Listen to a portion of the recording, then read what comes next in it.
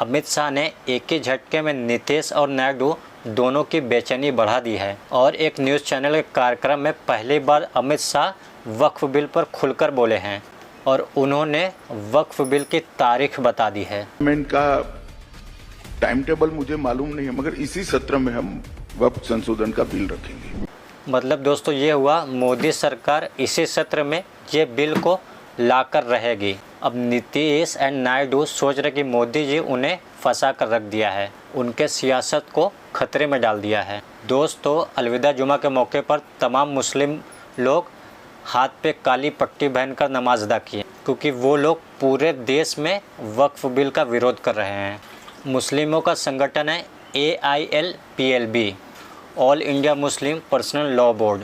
पटना और विजयवाड़ा में ये लोग खुलकर इस बिल का विरोध कर रहे हैं और अब ऐसा लग रहा है नायडू बाबू इस बिल का खुलकर विरोध करने के तैयारी में हैं। दोस्तों पहली बार चंद्रबाबू नायडू ने रोज़ा इफ्तार के पार्टी में बहुत बड़ी बात कह दी। TDP कार्यकाल के दौरान मुस्लिम समुदाय के साथ न्याय किया गया है। हमारी सरकार अल्पसंख्यक समुदाय के उत्थान के लिए 2025 और 26 के बजट में 5300 करोड़ रुपए आवंटित किए हैं, जो विभिन्न क्षेत्रों में उन्हें समर्थन देने के लिए प्रशासन के संकल्प की पुष्टि करता है। हमारी सरकार हमेशा वक्फ संपत्तियों की सुरक्षा की है और आगे भी करती रहेगी। और दोस्तों अब मोदी जी के सरकार में जयंत चौधरी के तेवर भी बदले हुए हैं। मेरठ में जब पुलिस ने ईद की नमाज ना करने का आदेश दिया तो जयंत चौधरी इसके विरोध में बोले हैं। मेरठ में जब पुलिस ने ईद की नमाज ना करने के आदेश दिया तो इस पर जयंत चौधरी का विरोध देखने को मिला। आपको बता दूं, जयंत को भी पश्चिम उत्तर प्रदेश से मुस्लिम वोट मिलते हैं और उनको भी अपनी राजनीति पर खतरा बढ़ते हुए दिख रहा है। आपको याद होगा ओवैसी ने 3 नेताओं का नाम लिया था, नीतीश, नायडू, पासवान। चंद्रबाबू नायडू, नीतीश कुमार, चिराग पासवान और जयंत चौधरी, याद रखो हम कभी भी तुम्हारी इस चीज को माफ नहीं करेंगे। तुम हमारी शरीयत पर हमला जो करने की इजाजत बीजेपी को दे रहे हो, अगर ये चार बोल दे कि बिल नहीं लाना चाहिए तो बिल नहीं आएगा। और अब चिराग बाबू को भी लगने लगा है कि वक्फ का जो मसला बहुत बड़ा है, जिसमें मुस्लिमों की नाराज़गी मोल लेने में बहुत बड़ा नुकसान हो जाएगा। चिराग पासवान से जब मेरठ में मुस्लिम के नमाज ना पढ़ने का आदेश के बारे में बात किया गया तो उनका जवाब क्या था, सुनिए। ये सब फालतू की बात है, इस पर चर्चा भी नहीं करनी चाहिए। इन सब बातों का कोई मतलब नहीं।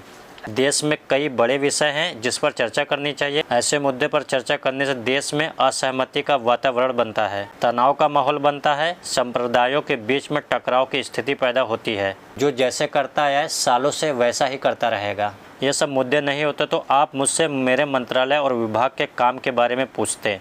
यानी दोस्तों सिर्फ नीतीश और नायडू परेशान नहीं हैं, चिराग और जैन को अपने वोटों को लेकर चिंता सताने लगी है। एक और नाम है अजित पवार। अजित पवार बहुत पहले से कह रहे हैं अल्पसंख्यकों के लिए ज्यादती नहीं होने दूंगा। भले एक सांसद है अजित पवार के लोकसभा में, लेकिन महाराष्ट्र में उनकी पार्टी महायुति के हिस्सा है। बाकी नेताओं में अगर आप देखेंगे तो जीतन राम मांझी और उपेंद्र कुशवाहा जो बिहार के नेता है, उनकी पार्टी भी सेकुलर दिखने के लिए कोशिश करती है। यानी मुश्किलों में कई नेता हैं, लेकिन 16 सांसद वाले नायडू और 12 सांसद वाले नीतीश कुमार बहुत ज़्यादा तनाव में हैं। बिहार में तो इसी साल चुनाव है और अलग अलग मुस्लिम संगठन उन्हें अल्टीमेटम भी दे चुके हैं। और मैं आपको बता दूं, चंद्रबाबू नायडू भी मुस्लिम वोटर्स के सहारे ही सत्ता में हैं। अब कहा जा रहा है नायडू बाबू ने मुस्लिम संगठन का सोचने का वक्त मांगा है और अब कहा जा रहा है कि अगर नायडू अपने पैर पीछे कर लेते हैं तो मोदी जी का सपोर्ट इस मामले पर अगर नहीं करते हैं तो ये बिल पास नहीं हो सकता। मुस्लिम संगठनों का साफ कहना है आप सर पे टोपी लगा लें या रोज़ा इफ्तार में शामिल हो जाएं, काम सिर्फ इससे नहीं चलेगा।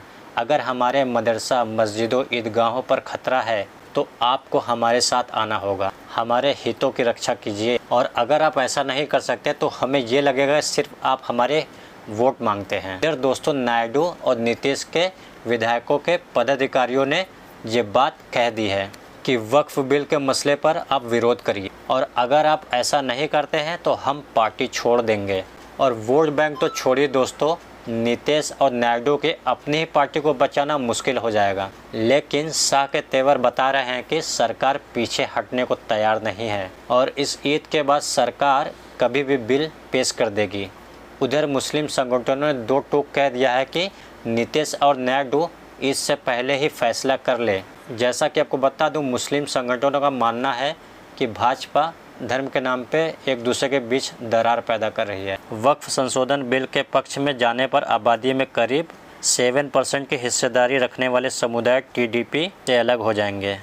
दोस्तों, नीतीश हो या चंद्रबाबू नायडू, उनको पता है कि मुस्लिम वोटरों के बिना उनकी सरकार, उनके राजनीति पर बहुत बड़ा असर पड़ेगा और सत्ता में बने रहना उनके लिए बहुत मुश्किल हो जाएगा। और इसीलिए नायडू ने बहुत सधे हुए शब्दों में बीजेपी को अल्टीमेटम दे दिया है, यानी बीजेपी को अब चंद्रबाबू नायडू को बहुत मैनेज करना पड़ेगा, वरना बहुत बड़ा नुकसान हो सकता है। खबर है मुस्लिम संगठन लगातार नायडू के संपर्क में है और कई बार बात हो चुकी है, लेकिन अभी बात बन नहीं पा रही है। दोस्तों, आप कह सकते हैं 4 से 5 दिनों के अंदर बहुत कुछ हो सकता है, क्योंकि सरकार ईद के बाद बिल लाने की तैयारी कर रही है और मुस्लिम संगठन नीतीश और नायडू का स्पष्ट रुख जानना चाहते हैं।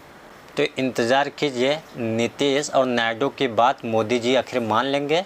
इस मुद्दे पर नायडू सरकार से किनारा काट लेंगे, और अगर ऐसा हुआ दोस्तों तो मोदी जी की सरकार अल्पमत में आ जाएगी और ये वक्फ बिल बीजेपी के लिए मुसीबत बनता जा रहा है। दोस्तों, फिलहाल इस खबर में इतना ही। आपके राय क्या है? आपके राय कमेंट में ज़रूर ड्रॉप करें, और वीडियो को पसंद आए तो वीडियो को लाइक शेयर सब्सक्राइब जरूर करें। Thank you so much. जय हिंद।